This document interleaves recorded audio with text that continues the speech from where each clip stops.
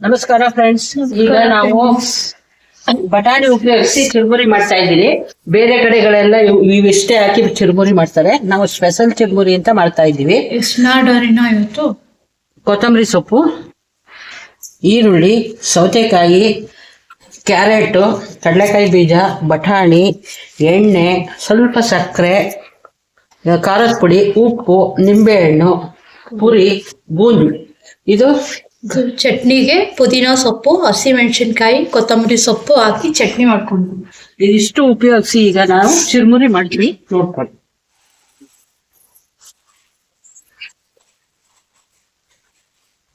ಮೊದಲಿಗೆ ಈರುಳ್ಳಿ ಹಾಕೋತಾ ಇದ್ದೀನಿ, ಸ್ವಲ್ಪ ಸೌತೆಕಾಯಿ, ಸ್ವಲ್ಪ ಕ್ಯಾರೆಟು, ಒಂದು ಸ್ವಲ್ಪ ಕೊತ್ತಂಬರಿ ಸೊಪ್ಪು, ಬಟಾಣಿ,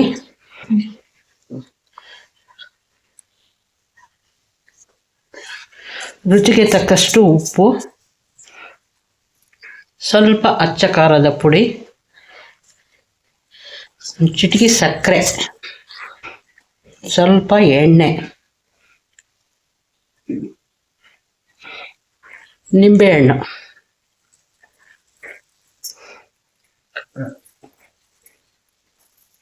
ಸ್ವಲ್ಪ ಖಾರ,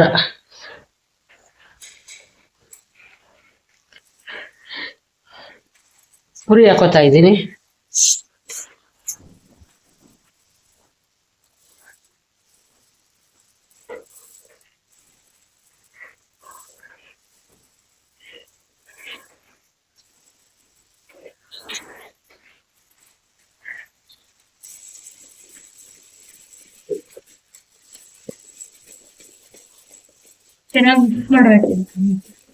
ಈಗ ಇದನ್ನ ಕ್ಲೀನಾಗಿ ಎಲ್ಲ ಹಾಕೊಂಡ್ಮೇಲೆ ನೀಟಾಗಿ ಎಲ್ಲ ಮಿಕ್ಸ್ ಆಗ್ಬೇಕು.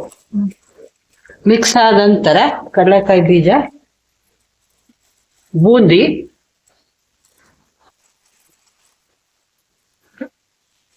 ಇದಿಷ್ಟು ಹಾಕಿ ಕ್ಲೀನ್ ರೆಡಿ ಮಾಡ್ಕೋಬೇಕು. ರೆಡಿ ಮಾಡ್ಕೊಂಡು ಈಗ ಸರ್ವ್ ಮಾಡ್ಬೇಕು. ಈಗ ನೋಡಿ ಸರ್ವ್ ಮಾಡ್ತಾ ಇದ್ದೀನಿ.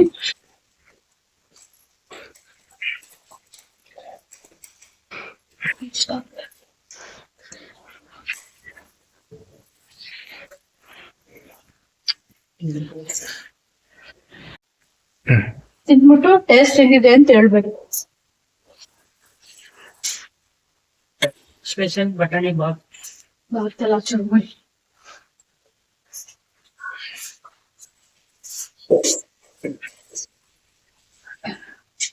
ಸ್ಪೆಷಲ್ ಮಾಡೋರೆ ಬಟಾಣಿ ಹಾಕಿ ಚುರುಮುರಿ ಮಾಡಿ ನೋಡಿ ಲೈಫ್ ಮಾಡಿ.